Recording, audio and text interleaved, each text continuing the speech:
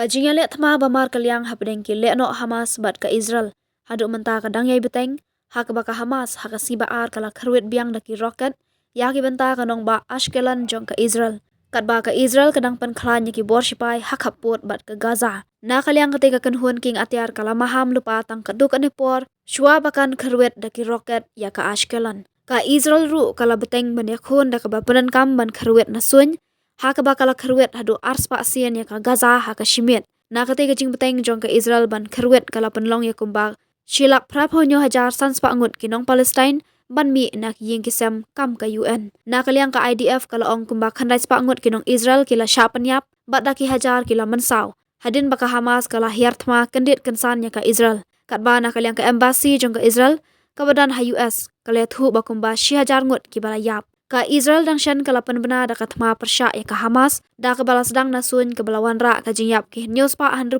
ngut ha ka bagi babun ki deki khana bat ki kenthei kam ka health ministry jong ka Palestine bat da ki hajar ki ba mensaw u prime minister jong ka Israel u Benjamin Netanyahu ulama ham baki sipai Israel kin kharwet ting e ya ka Hamas lengba ki bor sipai ka bompat jujia menoru bat ka jing kharwet ya ka te ka kanhun khlan bor jong ka Gaza kadang dei tang ka jing sedang Ulaong bakinong shun ki kwa ya kathma bat kane kande ke kabakin yo priang